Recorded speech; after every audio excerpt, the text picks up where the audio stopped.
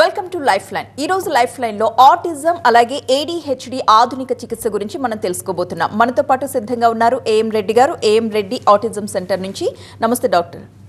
Doctor, ఈ మధ్య కాలంలో మనం ఈ కేసెస్ ఎక్కువగా చూస్తున్నాం. ఇంతకుముందు అసలు మనకి ఎక్కడో ఒకళ్ళు తప్పితే కనిపించే వాళ్ళు కాదు, కానీ చాలా రేర్గా పేరెంట్స్ మా పిల్లలు ఈ సమస్యతో బాధపడుతున్నారు అని చెప్తూ ఉండడం వింటున్నాం కదా.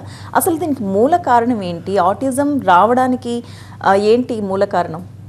ఆటిజం, ADHD, హైపర్ యాక్టివ్ అనేటువంటిది మ్యాన్ మేడ్ ఇష్యూస్. అంటే మనం తయారు చేసుకున్న ప్రాబ్లమ్స్, నేచర్ నుంచి వచ్చినటివో కానీ లేకపోతే బై మిస్టేక్ తోటి వచ్చినటివో కానీ కాదు. అంటేనాక పేరెంట్స్ యొక్క హెల్త్ కండిషన్స్, స్పెమ్ క్వాలిటీ కానీ ఓవం క్వాలిటీ కానీ బాగుండి పర్ఫెక్ట్ ఓవులేషన్ జరిగితే మీకు 100% జరగదు. ఈ మ్యాన్ మేడ్ ప్రాబ్లం ఎందుకంటున్నాం అంటేనాక మన యొక్క ఆరోగ్య స్థితిగతుల డిస్టర్బెన్స్ జరగడం వల్ల మన యొక్క ప్రొడక్టివిటీ అనేది ఇంటర్నల్ ప్రొడక్టివిటీ అనేది డిస్టర్బెన్స్ జరగడం వల్ల సో ఇటువంటి హైపరాక్టివ్ కండిషన్స్ కానివ్వండి, ఇటువంటి ADHD కండిషన్స్ కానివ్వండి, ఆటిజం కండిషన్స్ ఇవన్నీ డెవలప్ అయ్యేటువంటి అవకాశాలు జనరల్గా ఉంటాయి. అంటే కనుక మన హెల్త్ కండిషన్స్ అనేవి చాలా ఇంపార్టెంట్. బై బోర్న్ చాలామంది అంటే కనుక అందరూ పుట్టుకతోటే హెల్త్గానే పుడతారు. మధ్యలో వాడేటువంటి మెడిసిన్స్ వల్ల, ఈవెన్ చిన్నప్పుడు వాడే మెడిసిన్స్ పెద్దగైనా కూడా ఎఫెక్ట్ వస్తాయి. చిన్నప్పుడు వాడేటువంటి సపరేషన్స్, హెల్త్ని మనం సపరేట్ చేయడం అంటే ఆరోగ్య ప్రాబ్లమ్స్ని సపరేట్ చేయడం వల్ల అవి పెద్దగైనా కూడా ఎఫెక్ట్ వస్తాయి. సపోజ్ అస్తమా ఉంది, ఒక 10 years దాకా అస్తమా ఉంది ఒక బాబుకి, ఆ యొక్క ఎఫెక్ట్ అనేది ఫ్యూచర్లో 30 years తర్వాత కూడా స్పెమ్ క్వాలిటీ పైన డిపెండ్ అవుతుంది, డిస్టర్బ్ అవుతుంది. అంటే కనుక మన హెల్త్ కండిషన్స్ని బట్టి ఆటిజం కానీ ఇవన్నీ ఇంటర్నల్ ఇష్యూస్ అనేటువంటి న్యూరలాజికల్ డిజార్డర్స్ అంటారు వీటిని, ఇవి డెవలప్ అయ్యేటువంటి అవకాశాలు ఎక్కువగా ఉంటాయి. సో ఇవన్నీ కూడా మనం తెచ్చుకున్న ప్రాబ్లమ్సే కానీ వచ్చే ప్రాబ్లమ్స్. అందుకే ఇప్పుడు సొసైటీలో మెడిసిన్స్ ఎప్పుడైతే వాడడం మొదలైందో, మెడిసిన్స్ ఎప్పుడైతే విచ్చలవిడిగా అంటేనాక అవసరం లేకుండా ఈవెన్ డాక్టర్ ప్రిస్క్రిప్షన్ లేకుండా ఓన్గా మెడిసిన్స్ వాడి మన ఆరోగ్యాన్ని మనం ఎప్పుడైతే డిస్టర్బ్ చేసుకుంటున్నామో అప్పటి నుంచి ఇటువంటి స్థితిగతులు మనం చూస్తున్నాము. గత 50 years బ్యాక్ లేవు, మెడిసిన్స్ కూడా తక్కువ వాడేవాళ్ళు. 20 years బ్యాక్ ఎక్కువ ఉండేవి, మెడిసిన్స్ ఎక్కువ వాడేవాళ్ళు. ఇప్పుడు విపరీతంగా మెడిసిన్స్ వాడే కొద్దీ ఇంకా ఎక్కువ అవుతాయి. ఫ్యూచర్లో ఇటువంటి కేసెస్ ఇంకా ఎక్కువ అయ్యే అవకాశాలు ఉన్నాయి. ఎందుకంటే కనుక ఇప్పుడున్నటువంటి యంగ్ గర్ల్స్లో కానివ్వండి, యంగ్ బాయ్స్లో కానివ్వండి, ఏదో ఒక హెల్త్ ఇష్యూ. ఇప్పుడు ఆరోగ్యంగా ఉండే వాళ్ళు చాలా ఎక్కువ మంది ఉండేవాళ్ళు. ఇప్పుడు ఆరోగ్యం అంటే కనుక మన యొక్క బాడీని మనం డిస్టర్బ్ చేసుకోవడం వల్ల ఈ ప్రాబ్లమ్స్ వచ్చే అవకాశాలు ఉన్నాయి. సో దీన్ని మనం ప్రివెన్షన్ చేసుకోవచ్చు. సో ఇది పిల్లల దగ్గర స్టార్ట్ అయ్యే సమస్య కాదు, పేరెంట్స్ నుంచి పిల్లలకు వస్తుంది. ఖచ్చితంగా. సో ఇది ప్రెగ్నెన్సీ దగ్గరే మూలం అని అనుకోవచ్చా మనం? ఖచ్చితంగా అది ఖచ్చితంగా చెప్పొచ్చు.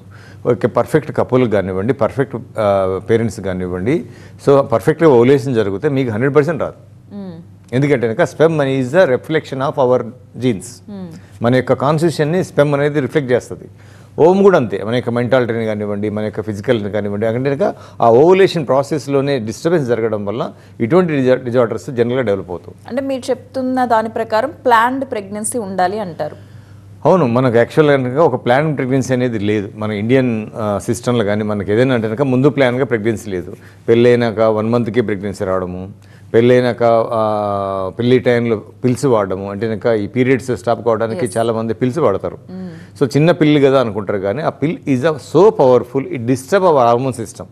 మనం ఏదో పీరియడ్స్ రాకుండా దేవుని పేరు చెప్పుకొని అక్కడికి వెళ్ళాలి ఇక్కడికి వెళ్ళాలని చెప్పేసి వాడుకుంటాము. బట్ సరే వాడాము, దానికి కంపల్సరీ మళ్ళీ 6 months గ్యాప్ ఉండాలి. సో పెళ్ళైనాక 1 monthకి ప్రెగ్నెన్సీ రావడం వల్ల ఆల్రెడీ మన మెంటల్ కండిషన్స్ డిస్టర్బ్ అయ్యి పెళ్లి టైంలో ఒక ఎగ్జైట్మెంట్ కండిషన్ కానివ్వండి, అంటే కొత్త లైఫ్ స్టార్ట్ అయ్యేటప్పుడు కొద్దిగా మన యొక్క మైండ్ అనేది సెటిల్డ్ కాదు. సో దాంతో అవన్నీ కూడా అంటే ఒక ప్లాన్డ్ ప్రెగ్నెన్సీకి వెళ్తే అంటే ప్రెగ్నెన్సీ తెచ్చుకోవడానికి ఒక 1 year ముందే ప్లాన్ చేసుకోవాలి, ఒక 2 years ముందే ప్లాన్ చేసుకోవాలి. సో ఈ ఇయర్లో మేము ప్రెగ్నెన్సీ కోసం వెళ్తే మంచిది. అంతవరకు మన హెల్త్ను ఫిజికల్గా కానీ, ఫిట్నెస్ ద్వారా కానీ, డైట్ ద్వారా కానీ ఇవన్నీ మనం మేనేజ్ చేసుకోవడం వల్ల ఇటువంటి ప్రాబ్లమ్స్ మనం దాదాపుగా అవాయిడ్ చేయవచ్చు. ఓకే, అంటే మీరు ఎలాంటి సజెషన్స్ ఇస్తారు ఇప్పుడు ప్రెగ్నెన్సీ వెళ్ళాలి అనుకునే కపుల్కి? మీరు ఇచ్చే సూచనలు ఏంటి? అంటే మన హెల్త్ కండిషన్స్ ఏదైనా డిస్టర్బ్డ్గా ఉన్నా సరే ముందు మనం జాగ్రత్తగా ఉండాలి. అంటే కనుక సరే నిద్ర ఉండడం కానివ్వండి, ఫిట్నెస్ మెయింటైన్ చేయడం కానివ్వండి. ఎందుకంటే మనం ఒక ప్రోడక్ట్ని జనరేట్ చేస్తున్నాం. మనం ఒక ప్రిపరేషన్ అనేది ఎన్ని months ముందు నుంచి? ఒక 6 months to 1 year ఉండాలి. Depend on their health conditions also. మనకేం హెల్త్ కండిషన్స్ లేవుంటే ఒక 3 to 6 months సరిపోతుంది. ఏదైనా హెల్త్ ఇష్యూస్ ఉంటే కంపల్సరీ 1 year టైం తీసుకోవాలి. కొందరైతే అబార్షన్ అయిన తర్వాత మళ్ళీ నెక్స్ట్ మంత్కి మళ్ళీ ఇంకో ప్రెగ్నెన్సీకి వెళ్తారు. అబార్షన్ కావడమే డిస్టర్బెన్స్. అంటే అబార్షన్ అవుతుందంటే కనుక మన body is not accepting pregnancy, some disturbance. అది ఫాదర్ నుంచి జరగచ్చు, మదర్ నుంచి జరగచ్చు. సో మన బాడీని అకామిడేట్ చేయలేకపోతుంది. సో దీనికి ఏం చేయాలి? ప్రాబ్లం ఏదో ఇంటర్నల్గా ఉంది, దీన్ని సెట్ చేసుకోవడానికి it will take 2 years time. అంటే 1 year కూడా టైం కావచ్చు. సో అట్లా టైం తీసుకొని అంటే కనుక మన డిస్టర్బ్డ్గా ఉన్నటువంటి హెల్త్ కండిషన్స్ ఉంటే టైం ఎక్కువ తీసుకోవాలి. ఏం డిస్టర్బెన్స్ లేదంటే అట్లీస్ట్ ప్లాన్ ప్రెగ్నెన్సీకి వెళ్ళేసి ఈవెన్ మన యొక్క నిద్ర కానివ్వండి, మన యొక్క మెంటల్ కండిషన్ కానివ్వండి, మన ఎమోషనల్ డిస్టర్బెన్స్ కానివ్వండి, మన హెల్త్ కండిషన్స్ కానివ్వండి, ఇవన్నీ కూడా ఇక్కడ మన యొక్క స్పెమ్ క్వాలిటీ పైన, ఓవులేషన్ ప్రాసెస్ పైన డిపెండ్ అవుతాయి. ఓకే. సో కొంతమంది పిల్లల్లో ఆటిజం వచ్చిన వాళ్ళు ఇంట్లోనే ఉండి పేరెంట్స్ జాగ్రత్తగా చూసుకుంటుంటారు. కొంతమంది అలా కాదు, కొంతమంది ట్రీట్మెంట్కి వెళ్తారు, థెరపీస్కి వెళ్తారు, అలాగే ఫుడ్ దగ్గర నుంచి ప్రతి ఒక్కటి చాలా కేర్ తీసుకుని చాలా డబ్బులు ఖర్చు పెడుతూ ఉంటారు. అసలు ఏంటి దీనికి సరైన ట్రీట్మెంట్ అంటే అసలు ఉందా? అసలు ట్రీట్మెంట్ ఉందా? యాక్చువల్గా ఆటిజంకి, ADHDకి, హైపర్ యాక్టివ్ ట్రీట్మెంట్ లేదు. There is no medicine. మనకు యాక్చువల్లీ అల్లోపతి బుక్స్లో కానివ్వండి, వేరే సిస్టమ్స్లో కానివ్వండి ఉంటాయి. బట్ ఇక్కడ ఆటిజం, ADHD, హైపర్ యాక్టివ్కి మూల కారణం ఏంటి? Internal immune system disturbance. So దానివల్ల ఈ ప్రాబ్లమ్స్ వస్తున్నాయి. సో ఆటిజం, ADHD ట్రీట్ చేయడం కంటే కూడా ఇంటర్నల్ డిస్టర్బెన్స్ని కనుక మనం ట్రీట్ చేయగలిగితే సో బెటర్ అవుతాయి. సో దాని ద్వారా హోమియోపతిలో ఇమ్యూనోథెరపీ అనే సిస్టమ్ ద్వారా సో ADHD కానివ్వండి, ఆటిజం కానివ్వండి, బిహేవియరల్ ఇష్యూస్ కూడా, మన బిహేవియర్ ఇష్యూస్ కూడా విపరీతమైనటువంటి కోపం, చిన్నపిల్లలు చూస్తుంటాం, విపరీతమైన ఆందోళన, భయము, కోపము, కన్ఫ్యూజన్, అసలు మనం నోటీస్ చేసేదే దానివల్ల.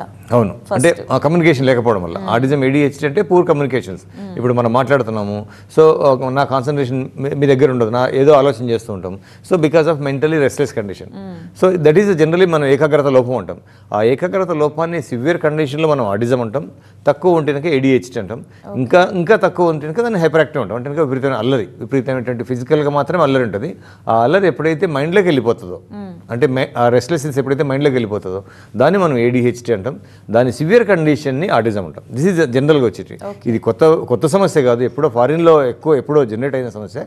బట్ ఇప్పుడు మన ఇండియన్ కల్చర్లో, మన ఇండియన్ సిస్టంలో, ఈవెన్ ఇండియాలో, నార్త్ ఇండియాలో కానివ్వండి, సౌత్ ఇండియాలో కానివ్వండి, ఎక్కడైతే మెడిసినల్ యూసేజ్ ఎక్కువ జరుగుతుందో, ఎక్కడైతే మెడికల్ షాప్స్ ఎక్కువగా ఉంటాయో, ఎక్కడైతే డాక్టర్స్ ఎక్కువగా ఉంటారో, సో అక్కడ ఈ ప్రాబ్లమ్స్ ఎక్కువ జనరేట్. ఎందుకంటే మన సిస్టాన్ని మనమే డిస్టర్బ్ చేసుకుంటాం. మీకు మెడిసిన్ అవైలబిలిటీ లేదు అంటే ఆటోమేటిక్గా ఒక 3 days 5 days గ్యాప్ ఇస్తారు, ఆటోమేటిక్గా బాడీ సెట్ చేసుకుంటుంది. సో మన బాడీకి ఛాన్స్ ఇవ్వకుండా, మన సిస్టమ్ పైన డిపెండ్ కాకుండా ఈ మెడిసిన్స్ పైన డిపెండ్ అయ్యే వాళ్ళకి ఎక్కువ కనిపించే అవకాశాలు ఎక్కువ ఉంటాయి. ఓకే. సో మనం ఆధునిక చికిత్స అన్నాం కదా, ఏంటంటే ట్రీట్మెంట్ ఏంటి? ఇమ్యూనోథెరపీ అంటారు దాన్ని. అంటే కనుక ఇమ్యూన్ సిస్టమ్ కరెక్షన్ చేయడం ద్వారా ADHD, ఆటిజం లాంటి న్యూరలాజికల్ డిజార్డర్ తగ్గించుకోవచ్చు. అదే ఇమ్యూన్ సిస్టమ్ మనం డిస్టర్బ్ చేయడం ద్వారా ఇవి ఎక్కువ అవుతాయి. డిస్టర్బెన్స్ అంటే త్రూ యాంటీబయాటిక్స్ ఎక్కువ వాడడం వల్ల పిల్లలకు ఉన్న ప్రాబ్లం ట్రిగ్గర్ అవుతుంది. ఓవర్లోడెడ్ వ్యాక్సిన్స్ వల్ల, అంటే కనుక విపరీతంగా వ్యాక్సిన్స్ వాడడం వల్ల కూడా ఉన్న ప్రాబ్లం ట్రిగ్గర్ అవుతాయి. ఇవన్నీ కూడా అంటే కనుక ఇంక్రీజ్ చేసే విషయాలు. సో ఎప్పుడైతే ఇంక్రీజ్మెంట్ అంటే కనుక సిస్టమ్ డిస్టర్బెన్స్ వల్ల ఇంక్రీజ్ అవుతాయి, అదే సిస్టమ్ కరెక్షన్స్ వల్ల మీకు బెటర్ అవుతాయి. సో దాని ద్వారా ఆధునికంగా హోమియోపతిలో మనం ఖచ్చితంగా ఈ ఆటిజం, ADHDని ట్రీట్ చేసుకోవచ్చు. చాలా కేసెస్లో, నేను చూసిన కేసెస్లో మెడిసిన్ ఇచ్చిన తర్వాత చాలా బాగుంది సార్, మా బాబు చాలా బాగున్నాడు, బిహేవియర్స్ కూడా బెటర్ అయిపోయినాయి, హైపర్ యాక్టివ్ కూడా బెటర్ అయింది, ఐ కాంటాక్ట్ ఇంప్రూవ్ అయింది, చాలా ఇంప్రూవ్మెంట్ చూస్తున్నాం. సో అవన్నీ జనరల్గా నేను చూసేటువంటి ప్రాక్టికల్గా, అంటే మనం సిస్టమ్ను కరెక్షన్ చేస్తున్నాం. ఆ సిస్టమ్ కరెక్షన్ చేయడం వల్ల ఆ బాబే ADHD, ఆటిజం తగ్గించుకుంటాడు. That's why homeopathy is the best choice for autism, ADHD. So effort చేయలేని తల్లిదండ్రుల పరిస్థితి ఏంటి? ఎఫోర్డ్ చేయలేని తల్లిదండ్రులు అంటే కనుక ఏమైతే కనుక ఇక్కడ ఇవన్నీ కూడా లైఫ్ డిజార్డర్స్ కిందకి వస్తాయి. తప్పదు, ఇది ఒక మేజర్ సమస్య గమనించాలి. అంటే మనకు ఉన్నటువంటి లైఫ్ స్టైల్లో ఆటిజం, ADHDని చిన్నపిల్లల్లో కానీ తల్లిదండ్రులకు మేజర్ సమస్య గమనించాలి. ఒకవేళ ఎఫోర్డ్ చేయకపోతే అట్లీస్ట్ దాన్ని డిస్టర్బ్ చేయకూడదు. డిస్టర్బెన్స్ అంటే త్రూ యాంటీబయాటిక్ ద్వారా, త్రూ ఎక్కువ వ్యాక్సిన్స్ ద్వారా, గవర్నమెంట్ రిలేటెడ్ వ్యాక్సిన్స్ మాత్రమే వేయాలి. ఈవెన్ ప్రైవేట్గా వ్యాక్సిన్ వేసినా సరే గవర్నమెంట్ లిస్టే ఫాలో కావాలి. సో చాలామంది 50 వ్యాక్సిన్స్, 60 వ్యాక్సిన్స్ 3 years పీరియడ్ లేయడం వల్ల ఉన్న ప్రాబ్లం డబుల్ కావడం జరుగుతుంది. సో ఎఫర్ట్ లేని పిల్లలు ఏదైనా గవర్నమెంట్ హాస్పిటల్లో కూడా హోమియోపతి మెడిసిన్స్ అవైలబుల్ ఉంటాయి జనరల్గా, ఇక్కడ తెలంగాణ కావండి ఎక్కడైనా సరే. సో అక్కడ ప్రయత్నం చేయాల్సింది వస్తుంది జనరల్గా. లేదంటే కనుక కంపల్సరీ కనుక దీనికంటూ కొంచెం ఇంపార్టెన్స్ చేయగలిగితే, ఎందుకంటే లైఫ్ ఇక్కడ ఆటిజం అనేది ఒక లైఫ్ రిలేటెడ్ విషయం ఇక్కడ. సో రేపు పొద్దున పిల్లవాడు పెద్దవాడు అయిన తర్వాత హోమియోపతి కూడా హెల్ప్ చేయలేదు. సో చిన్నప్పుడే దీన్ని తగ్గించుకోవాలి. సో ఎఫోర్ట్ చేయలేని విషయం కంటే ట్రీట్మెంట్ లేని దాన్ని మనం హోమియోపతి ద్వారా ట్రీట్ చేసుకోవడం అనేది మనం ప్రాముఖ్యంగా గమనించాలి. ఓకే. ఎలాంటి మందులు వాడతారంటే జనరల్గా? అసలు ఇప్పుడు మీరు చెప్తున్న దాని ప్రకారం యాంటీబయాటిక్స్ వాడకూడదన్నారు, వ్యాక్సిన్స్ వద్దన్నారు. అంటే ఈ పిల్లల మీద అసలు అలోపతి మందు అనేది ఏదో రకంగా దుష్ప్రభావం చూపిస్తుందని అంటున్నారా మీరు? ఏ పిల్లలకైనా మందులు వాడద్దు. ఫస్ట్ ఏంటంటే కనుక పిల్లలు ఎవ్రీ డే గ్రో అవుతారు, ఎవ్రీ వీక్ గ్రో అవుతారు, ఈవెన్ ఫిజికల్గా, మెంటల్గా. సో 12 years తర్వాత గ్రోత్ ఉంటుంది. 12 years తర్వాత వన్స్ సెక్సువల్ హార్మోన్స్ బాడీలో డెవలప్ అయిన తర్వాత గ్రోత్ అనేది స్టేబుల్ అవుతుంది జనరల్గా. సో అంతవరకు మనం మెడిసిన్స్ తోటి డిస్టర్బ్ చేయడం వల్ల బిహేవియర్ ఇష్యూస్ ఏం డెవలప్ కావచ్చు, ఫిజికల్ హెల్త్ ఇష్యూస్ ఏం డెవలప్ కావచ్చు అంటే కనుక కాన్స్టిపేషన్ ప్రాబ్లమ్స్ కానివ్వండి, ఆకలి లేకపోవడం కానివ్వండి, ఆకలి విపరీతంగా ఉండడం కానివ్వండి, లేకపోతే కనుక ఏదో హెల్త్ ఇష్యూస్ అనేటువంటి డిస్టర్బ్ అవుతూ ఉంటాయి. సో ఏ మెడిసిన్స్ వాడద్దు. ఆటిజం ADHD ఉన్న పిల్లలకు మెడిసిన్స్ వాడడం ఈ ప్రాబ్లమ్స్ ఇంకా ఎక్కువ అవుతాయి మనకు. అంటే మెడిసిన్స్ వాడకపోతే బెటర్, కొద్దిగా అట్లీస్ట్ స్టేబుల్ కండిషన్లో ఉంటుంది. మెడిసిన్స్ వాడడం వలన సపోజ్ ఒక రెస్ట్లెస్ బాబు ఉన్నాడు, హెల్త్ ప్రాబ్లం వచ్చింది, లూజ్ మోషన్స్ వచ్చాయి. లూజ్ మోషన్స్కి మనం ఏం చేస్తాం, జనరల్గా ఇమీడియట్ సెకండ్ డేనే 1 డే చేసి ఆందోళన చెంది హాస్పిటల్ అడ్మిట్ చేయడము, లేకపోతే కనుక ఎక్కువ హై పవర్ మెడిసిన్స్ వాడడము జరుగుతుంది. వితిన్ 1 month 2 monthsలోనే ఈ బాబు ADHD కండిషన్లో కానివ్వండి, ఇంకా డిస్టర్బ్డ్ హెల్త్ ప్రెగ్నెన్సీ ఏదైనా ఉంటే ఈ బాబు డైరెక్ట్ ఆటిజంలో కానీ వెళ్ళే అవకాశాలు ఎక్కువగా నేను చూస్తున్న ప్రెగ్నెన్సీ. సార్ మా బాబు 2 years వరకు బాగున్నాడు, ఒక్కసారి 1 week హాస్పిటల్ అడ్మిట్ చేసాము, ఆ తర్వాత విపరీతమైనటువంటి బిహేవియర్ ఇష్యూస్, విపరీతమైనటువంటి కమ్యూనికేషన్ ప్రాబ్లమ్స్ అన్ని డెవలప్ అయినాయి. అసలు దీనికి కారణం ఏంటంటే ఇవే మెడిసిన్స్ ఎక్కువ వాడడం వల్ల ఉన్న ప్రాబ్లమ్ని మనం ట్రిపుల్ చేసుకుని. పుట్టినప్పుడు బాగానే ఉన్నాడు, 2 years వరకు కూడా బాగానే ఉన్నాడు. ఎప్పుడైతే హాస్పిటలైజ్డ్ అయ్యాడో అక్కడ వాళ్ళు వాడిన మెడిసిన్స్ కి ఇది అటాక్ అయింది, సిస్టమ్ డిస్టర్బ్ అయింది, ఇంటర్నల్ డిస్టర్బ్ అయింది. అంటే కనుక మనం ఇన్ఫెక్షన్స్ మెడిసిన్స్ వాడడం వల్ల మన బాడీలో ఉన్నటువంటి మైక్రోబ్స్ కూడా డిస్టర్బ్ అయ్యి ఇమ్యూన్ సిస్టమ్ డిస్టర్బ్ అయిపోయి ఈ ప్రాబ్లమ్స్కు దారి తీసేటువంటి అవకాశాలు ఉంటాయి. అందుకే గ్రోయింగ్ పీరియడ్లో ఒక పారాసిటమాల్ తప్ప ఫస్ట్ అంటే నా అడ్వైజ్ తల్లిదండ్రులకు అందరికీ కూడా పిల్లలకు ఏ మందులు వాడద్దు. 5 days ఏ అక్యూట్ ప్రాబ్లం అయినా సరే 5 to 6 daysలో తగ్గిపోద్ది. అంటే జలుబు చేసింది 5 days టైం ఇవ్వాలి, మన బాడీ ట్రీట్ చేసుకుంటుంది. మన బాడీలో ఫైటింగ్ సిస్టమ్ మెకానిజం డెవలప్ చేసుకోవడం వల్ల రేపు పొద్దున వచ్చే ఇన్ఫెక్షన్స్ కూడా తట్టుకునే కెపాసిటీ వస్తుంది. మనం ముందే మెడిసిన్స్ వాడడం వల్ల బాడీ ఒక సెన్సిటివ్ పొజిషన్లోకి వెళ్ళి ప్రతి ఇన్ఫెక్షన్ ఎవ్రీ మంత్ రావడము, ప్రతి ఇన్ఫెక్షన్ ఎవ్రీ 2 monthsకి రావడము, లేకపోతే ఇంకా ఏదో ఒక హెల్త్ ఇష్యూ డిస్టర్బ్ అవ్వడం జనరల్గా చూస్తుంటాం. అందుకే పిల్లలకు దయచేసి మెడిసిన్స్ వాడకపోతే చాలా వరకు అట్లీస్ట్ వాళ్ళ హెల్త్ని వాళ్ళే కాపాడుకుంటారు.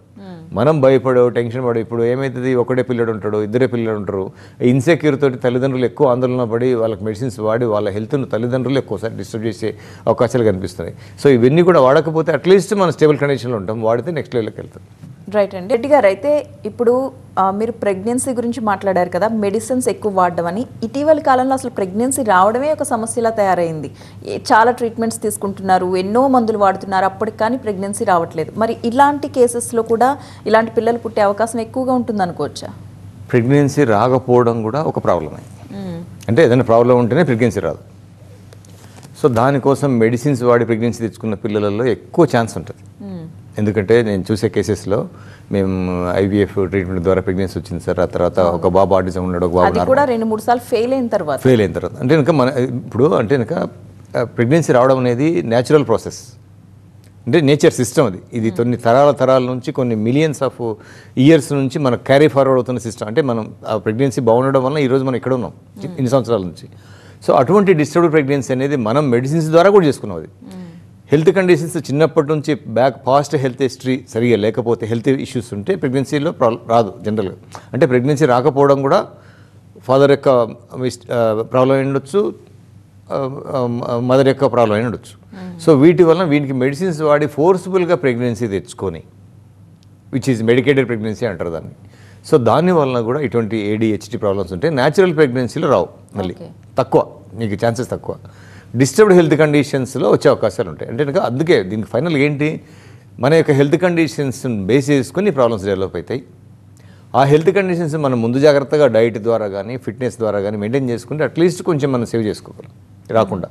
So prevention is better than cure. అంటే కనుక ఈ ప్రాబ్లం వచ్చిన తర్వాత బాధపడడం కంటే రాకుండా మనం ముందు జాగ్రత్త తీసుకునేటువంటి కొన్ని మార్గాలు మనం చూసుకోవచ్చు. ఇది కంపల్సరీ ఒక సోషల్ అవేర్నెస్ ప్రోగ్రామ్ లాగా ప్రతి ఒక్కరూ ఎడ్యుకేట్ చేయగలిగితే సొసైటీలో మనం జీరో ఆటిజం సొసైటీని క్రియేట్ చేయొచ్చు. అంటే మీరు ఎంతో మంది ఆటిజంతో బాధపడే పిల్లల్ని ట్రీట్ చేస్తూ ఉంటారు కదా, వాళ్ళు బేసిక్గా ఇంట్లో తీసుకోవాల్సిన ఖచ్చితమైన స్ట్రిక్ట్ రూల్స్ ఏమైనా ఉంటాయా పిల్లల పట్ల? అట్లా మదర్ అనేటువంటిది ఒక టీచర్గా మారిపోవాలి. First mother become a teacher. అంటే టీచర్ ఏంటి, ఒక ప్రేమ చూపిస్తుంది, ఒక పక్క భయం అనేది క్రియేట్ చేస్తుంది. That is the first principle. Second principle, medicines కానీ క్రీమ్స్ కానీ ఆయింట్మెంట్స్ కానీ వాడద్దు పిల్లలకు. అసలు ఎలాంటి సీజనల్ ఇష్యూస్ వదిలేయాలి, ఒక 1 week వదిలేయాలి. వాళ్ళు సెట్ చేసుకుంటారు. Body is ready to saturating system. అంటే ఒక ఇన్ఫెక్షన్ వచ్చిందంటే కనుక it is a good for body. Strong అవడానికి ఒక ఆప్షన్. అటువంటి ఆప్షన్స్ లేకుండా మెడిసిన్స్ వాడిని కూడా డిస్టర్బ్ అవుతాయి. అంటే ఇప్పుడు జ్వరం వస్తే లైక్ పారాసిటమాల్, కాఫ్ వస్తే కాఫ్ సిరప్ ఇట్లాంటివి కూడా వాడకూడదా? పారాసిటమాల్ వరకు వాడచ్చు. ఎందుకంటే ఫీవర్ని కంట్రోల్ చేయాలి కాబట్టి అదొక మినిమం మెడిసిన్ కాబట్టి ఈ కాఫ్ సిరప్లు యాంటీబయాటిక్స్ ఏదైనా ఏవైతే కనుక ఇన్ఫెక్షన్ని సప్రెస్ చేసి ఇంటర్నల్గా పంపిస్తాయి. అంటే ఈ కాఫ్ సిరప్లు ఏం చేస్తాయి, ఇన్ఫెక్షన్ తగ్గించదు. ఇన్ఫెక్షన్ తగ్గించి ఆ 90% ఇన్ఫెక్షన్ తగ్గిపోయి 10% బాడీలో స్టోర్ అయిపోతుంది. ఈ 10% మళ్ళీ ఒక 6 monthsకో 3 monthsకో మళ్ళీ అగైన్ కాఫ్ స్టార్ట్ అవుతుంది. సో ఈ విధంగా ఒక అక్యూట్ ప్రాబ్లాన్ని మనమే క్రానిక్ ప్రాబ్లంగా తీసుకెళ్తున్నాం. ఆ క్రానిక్ ప్రాబ్లం అయ్యేసరికి మన హెల్త్ డిస్టర్బ్ అవుతుంది. సో ఇటువంటి మెడిసిన్స్ ఏం వాడకుండా పిల్లలకు బాగా ట్రైనింగ్ ఇవ్వగలిగితే కొన్ని కేసెస్లో మనం ఇంట్లో కూర్చొని చేసుకోవచ్చు. దానికి పేరెంట్స్ కూడా ఏదైనా కౌన్సిలింగ్ తీసుకోవాల్సి ఉంటుందా ఆటిజంతో బాధపడే పిల్లల్ని ఎలా హ్యాండిల్ చేయాలి అనే దానికి సంబంధించి? వాళ్ళు బాగుంటే పిల్లలు బాగుంటే ఎట్లా హ్యాండిల్ చేసినా ఏం కాదు. పిల్లలు బాగాలేకపోవడం వల్ల వాళ్ళకి కొంచెం 24 గంటలు ఇప్పుడు, ఎందుకంటే వాళ్ళు చాలామంది పేరెంట్స్ బాధపడుతుంటారు. అంటే నేను చూసే కేసెస్లో చాలామంది పేరెంట్స్ వాళ్ళకు బాధ, ఎందుకంటే 24 గంటలు ఇట్లుండి పిల్లల యొక్క ఫ్యూచర్ ఇట్లా అయ్యేసరికి వాళ్ళొక బాధ అనేది నువ్వు ఎంత డబ్బులు ఇచ్చినా ఎంత బాగా చూసుకున్నా తనివి తీరంది. అంటే ఫ్యూచర్ అక్కడ. సో ప్రజెంట్ కండిషన్ కంటే ఫ్యూచర్ పైన ఎక్కువ యాంగ్జైటీగా ఫీల్ కావడం. అటువంటి తల్లిదండ్రులు కొంచెం ధైర్యంగా అంటే కనుక ప్రాబ్లం సొల్యూషన్ సైడ్ ఆలోచించాలి, ప్రాబ్లం ఫేస్ కంటే. సో హోమియోపతి ట్రీట్మెంట్ ద్వారా కానివ్వండి, లేకపోతే కనుక ఏదైనా థెరపీస్ కూడా కొంచెం హెల్ప్ఫుల్ అవుతాయి. స్పీచ్ థెరపీ ఇవన్నీ కూడా అంటే థెరపీస్ అనేటువంటిది ట్రైనింగ్ సిస్టమే కానీ ట్రీటింగ్ సిస్టమ్ కాదు. ఇక్కడ ట్రీట్ కావాలంటే రెస్ట్లెస్నెస్ తగ్గాలి, స్టేబుల్ కండిషన్ రావాలి. ఈ రెండు రాగలిగితే అంటే కనుక కాన్సన్ట్రేషన్ ఇంప్రూవ్ అవుతుంది, కమ్యూనికేషన్ ఇంప్రూవ్ అవుతాయి, అండర్స్టాండింగ్ ఇంప్రూవ్ అవుతుంది. ఆ స్టెబిలిటీ లేకపోవడం వల్ల వాళ్ళు బిహేవ్ చేస్తారు. So homeopathy only the choice for autism, ADHD and hyper active కేసెస్కి. సో హోమియోపతి చికిత్స ముందుగానే గుర్తుపట్టి హోమియోపతి చికిత్స తీసుకోవడం అనేది చేయగలిగితే ఫ్యూచర్లో వాళ్ళని 100% నార్మల్ చేసుకునే అవకాశం ఉంటుంది. 100% ఖచ్చితంగా. చాలా మంది అంటారు కదా దీనికి అసలు క్యూర్ అనేది లేదు, లైఫ్ లాంగ్ ఇంతే. అవును, చాలా కేసెస్ అసలు ఆటిజంకి ADHD క్యూర్ లేదు. నా కేసెస్ చాలా ఉన్నాయి, 100% క్యూర్ అయిన కేసెస్ చాలా ఉన్నాయి. వండర్ఫుల్గా అంటే కనుక అసలు ఇప్పటికి కూడా అసలు మీరు ఇచ్చిన తర్వాత చాలా బాగుందని. ఇప్పుడు వాళ్ళ యొక్క ఏజ్ని బట్టి వాళ్ళ యొక్క ప్రాబ్లమ్ని బట్టి ఒక 1 year తీసుకోవాలన్నా, 2 years తీసుకోవాలన్నా, 3 years తీసుకోవాలన్నా, ఒకసారి 4 years కూడా తీసుకోవాల్సింది వస్తుంది. సో అంటే ఇంకా మీకు గ్రోత్ కనిపిస్తుంటుంది, అంటే బెటర్మెంట్ కనిపిస్తుంటుంది. మెడిసిన్ వాడినాక మా బాబు చాలా బాగున్నాడు, 6 months అయింది చాలా ఇంప్రూవ్ అయ్యాడు, 1 year అయింది చాలా ఇంప్రూవ్ అయ్యాడు. సో ఇవన్నీ కూడా మనం చూస్తుంటాం. ఒక్కసారి ఇంప్రూవ్ అయిన తర్వాత సో పర్మనెంట్గా మనకు బెటర్ అయ్యే అవకాశాలు ఉంటాయి. మళ్ళీ బ్యాక్ రాదు, మెడిసిన్స్ మానేసిన తర్వాత బ్యాక్ వచ్చే అవకాశాలు ఉండవు అసలు. ఎందుకంటే మనం డైరెక్ట్ ట్రీట్మెంట్ ఇవ్వడం లేదు, ఇండైరెక్ట్ ట్రీట్మెంట్ ద్వారా, ఇమ్యూనోథెరపీ ద్వారా దీన్ని ఆటిజం ట్రీట్ చేసుకున్నాం. కాబట్టి ఈ కండిషన్ నుంచి homeopathy is the one of the golden choice for autism ADHD పిల్లలు. అంటే ఇప్పటి వరకు మీ కెరీర్లో మీరు ఎన్ని కేసెస్ ట్రీట్ చేస్తుంటారు, వాళ్ళలో ఎంతమంది క్యూర్ అయ్యారు? నార్మల్ పీపుల్ అలా మారిన వాళ్ళు మోర్ దాన్ 5,000 కేసెస్ ఖచ్చితంగా చెప్పవచ్చు. 80% సక్సెస్ రేట్తో ఉన్నాయి. నా దగ్గర సపోజ్ ఒక 100 మంది వచ్చారనుకోండి, 80% పేరెంట్స్ సార్ మీరు ఇచ్చిన తర్వాత చాలా బాగుంది, ఏం ట్రీట్మెంట్ లేని కండిషన్ నుంచి ఒక హోప్లెస్ కండిషన్ నుంచి ఒక హోప్ఫుల్ కండిషన్లోకి తీసుకొని రావడం అనేది it is a great job of homeopathy. అంటే నేను గొప్ప అని చెప్పడంలే, హోమియోపతి యొక్క గొప్పతనం అది. సో హోమియోపతి వైద్యాన్ని మనం కనుక పిల్లలకి కనుక వాడగలిగితే, ఈవెన్ చిన్న ఇష్యూస్ కూడా హోమియోపతి వాడగలిగితే, అక్యూట్ ప్రాబ్లమ్స్ కనుక హోమియోపతి చిన్నపిల్లలకు వాడగలిగితే క్రానిక్ ప్రాబ్లమ్స్ రావు. Wonderful treatment. ఏ స్టేజ్లో ఉన్న పిల్లలకి మీరు కంప్లీట్గా 100% ష్యూరిటీ ఇవ్వగలరు? మైల్డ్ ఆటిజం 100% ట్రీట్ చేసుకోవచ్చు. మోడరేట్ ఆటిజం చాలా వరకు బెటర్ అవుతుంది, అంటే ఏజ్ ఎర్లీగా వస్తే. అదే 10 years తర్వాత 11 years తర్వాత వస్తే కనుక హోమియోపతి కూడా హెల్ప్ చేయలేదు. అంటే 10 years లోపు ఉన్న 5 yearsలో ఎంత ఎర్లీగా వస్తే అంత బెటర్ చేసుకోవచ్చు. అంటే మనం 2 yearsకి రాగలిగితే ఇంకా బెటర్, 1.5 yearకి రాగలిగితే ఇంకా బెటర్, 3 yearsకి రాగలిగితే. అంటే ఇవన్నీ కూడా సివియర్ ఆటిజం కేసెస్లో కొంచెం కొన్ని ఫెయిల్యూర్స్ కూడా నా దగ్గర ఉన్నాయి. అంటే నేను సివియర్ ఆటిజం కేసెస్ని బట్ బెటర్ కండిషన్ తీసుకొని రావచ్చేమో కానీ ఒక్కోసారి మనం పర్మనెంట్గా ట్రీట్ చేయలేకపోవచ్చు. ADHD కేసెస్ని అయితే 100% ట్రీట్ చేసుకోవచ్చు. Attention deficiency, restless behaviour. Hyper active cases అయితే 200% ట్రీట్ అయిపోతాయి. హైపర్ యాక్టివ్ అంటే ఏంటి? విపరీతమైన అన్కంట్రోలబుల్ అల్లరి. అల్లరి చేయడం వేరు, అతి అల్లరి వేరు. ఈ అతి అల్లరి ఏదైతే ఉంటుందో that is also platform for autism ADHD. ఈ అతి అల్లరి లేని పిల్లలకు ఆటిజం రాదు, ADHD రాదు. ఈ హైపర్ యాక్టివ్ కండిషన్ నుంచి నెక్స్ట్ లెవెల్లో అంటే ఇదంతా మైండ్లోకి వెళ్ళిపోయి డిస్టర్బ్ అయిపోయి ఆటిజం డెవలప్ కావచ్చు, ADHD డెవలప్ కావచ్చు. ఈ హైపర్ యాక్టివ్ మనం ట్రీట్ చేసుకోగలిగితే. ఎందుకు హైపర్ యాక్టివ్ డెవలప్ అవుతుంది? విపరీతమైన మెడిసిన్స్ వాడడము. అల్లరి అంటాం కదా, చిన్నపిల్లలు చూస్తుంటాం, మా వాడు విపరీతంగా అల్లరి ఉన్నాడు, మా వాడు విపరీతంగా మాట్లాడతాడు, మా వాడు విపరీతంగా, అంటే ఆ విపరీతం ఏదైతే ఉంటుందో అది మంచిది కాదు. రేపు పొద్దున్న ఫ్యూచర్లో వాళ్ళకు ప్రాబ్లమ్స్ కూడా ఫాస్ట్గా వచ్చే అవకాశాలు ఉంటాయి. ఎందుకంటే మన ఫాస్ట్ నేచర్ని బట్టి, మన హెల్త్ కండిషన్స్ని బట్టి కూడా అటాక్ కూడా ఫాస్ట్గా ఉంటుంది. సో ఇవన్నీ కూడా యాక్టివ్గా ఉండడం వేరు, హైపర్ యాక్టివ్గా ఉండడం వేరు. ఈ హైపర్ యాక్టివ్ ఈజ్ ఆల్సో మనం డేంజర్స్ అని గుర్తుపెట్టగలిగితే, ఈ హైపర్ యాక్టివ్గా ట్రీట్ చేసుకోగలిగితే అసలు అంత దూరం పోవాల్సిన అవసరం కూడా లేదు. అంటే ఈ 2 stages దాటిన తర్వాత ఆటిజం ADHD కనిపిస్తుంది. Autism is higher level. So దాని కింద ADHD, దాని కింద hyper active is a base. Hyper active ఏంటి, మెంటల్ కమ్యూనికేషన్స్ అన్నీ బాగానే ఉంటాయి, మనతో బాగానే మాట్లాడుతుంటారు, బాగానే కమ్యూనికేట్ అవుతుంటారు, బాగానే అబ్జర్వ్ చేస్తుంటారు, విచ్ ఈజ్ ఫాస్ట్గా ఉంటాయి. But physically they are not stable. Okay, ఎప్పుడు 24 గంటలు మూవ్ అవుతూనే ఉంటారు. కదలడం వేరు, కంట్రోల్ లేకుండా కదలడం వేరు. కంట్రోల్ లేకుండా కదలడం అనేది మనం ప్రాబ్లంగా గమనించాలి. ఓకే, ఆ అల్లరిని కనుక మనం ట్రీట్ చేసుకోగలిగితే ఆ అల్లరిలో బిహేవియర్ ఇష్యూస్ కూడా యాడ్ అవుతాయి, ఆ అల్లరిలో అటెన్షన్ ప్రాబ్లం కూడా యాడ్ అవుతుంది. ఇవన్నీ కూడా ఒకదానికొకటి లింక్ ఉంటాయి. ఇప్పుడు పిల్లల ఆరోగ్యానికి మనం కనుక హోమియోపతి కనుక చేయూతనియగలిగితే వాళ్ళ భవిష్యత్తుకి మనం రేపొద్దున పర్మనెంట్గా మనం బెటర్ చేసుకోవచ్చు. ఫ్యూచర్లో కూడా హెల్త్ ఇష్యూస్ రావు. మనం ఇంటర్నల్ సిస్టమ్ ట్రీట్ చేస్తున్నాం. ఆ సిస్టమ్ ట్రీట్ చేయడం వల్ల not only hyper activity, even future health conditions కూడా రాకుండా మనం చేసుకోవచ్చు. ఓకే, అయితే కొన్ని కేసెస్లో ప్రెగ్నెన్సీ టైంలో మదర్కి షుగర్ రావడం, థైరాయిడ్ రావడం, బీపీ అటాక్ అవడం ఇట్లాంటివన్నీ జరుగుతూ ఉంటాయి కదా, ఎందుకని ఇది? ప్రెగ్నెన్సీ ముందర ఫాదర్కి షుగర్ ఉన్నా, ప్రెగ్నెన్సీ ముందర ఫాదర్కి డయాబెటీస్ హైపర్ టెన్షన్ ఉన్నా, ప్రెగ్నెన్సీ ముందర స్పెమ్ సరిగా లేక ఏదైనా మెడిసిన్స్ వాడినా, ప్రెగ్నెన్సీలో తల్లికి ఏదైనా మన ప్రెగ్నెంట్ మదర్కి డయాబెటీస్ మన జెస్టేషనల్ డయాబెటీస్ రావడము, జెస్టేషనల్ థైరాయిడ్ రావడము, జెస్టేషనల్ హైపర్ టెన్షన్ రావడం, ఇవన్నీ కూడా మన హెల్త్ కండిషన్స్ బట్టే వస్తాయి, ఒట్టికి రావు. ఒక హెల్తీ పర్సన్కి అసలు న్యాచురల్గా ప్రెగ్నెన్సీ జరిగిపోతుంది. It is a nature rule. ఒక యానిమల్కైనా ఒక మనిషికైనా నేచర్లో నార్మల్ సిస్టమ్ ద్వారా అన్నీ జరిగిపోతాయి. సో మన సిస్టంలో డిస్టర్బెన్స్ వల్ల, హార్మోన్ సిస్టంలో డిస్టర్బెన్స్ వలన డయాబెటీస్ రావచ్చు, హార్మోన్ సిస్టమ్ డిస్టర్బెన్స్ వలన థైరాయిడ్ రావచ్చు, హార్మోన్ సిస్టమ్ డిస్టర్బెన్స్ వలన హైపర్ టెన్షన్ రావచ్చు. ఇవన్నీ కూడా మనం ఒక డేంజర్ సైన్గా గమనించి, అంటే ఇవన్నీ కూడా ప్లాట్ఫామ్ ఫర్ హైపర్ యాక్టివ్, ఆ బేస్ ప్లాట్ఫామ్ అయితే మీకు చాలామంది ప్రెగ్నెంట్ మదర్ చెప్తుంటాడు, మా బాబు కడుపులో ఉన్న బాగా కొట్టేవాడు, అసలు కాళ్ళతో కొట్టేవాడు, అసలు అంటే అక్కడే అల్లరి మొదలైందని, అంటే ఎక్కువ మూమెంట్స్ అక్కడే మొదలైనాయి. సో ఆ ఎక్కువ మూమెంట్స్ రేపు పొద్దున బయటకు వచ్చిన తర్వాత దాన్ని మనం ఎక్కువ డిస్టర్బ్ చేసే కొద్దీ అవన్నీ మైండ్లోకి వెళ్ళిపోయి అటెన్షన్ ప్రాబ్లం క్రియేట్ కావడము, ఆటిజం క్రియేట్ కావడం జరిగే అవకాశాలు ఎక్కువగా నేను ప్రాక్టికల్గా చూస్తూ ఉన్నాను, ప్రాక్టికల్ కేసెస్. ఓకే, రైట్ అండి, థ్యాంక్ యూ ఏం రెడ్డి గారు. ఇది వాళ్ళ లైఫ్ లైన్. చూస్తూనే ఉండండి TV9.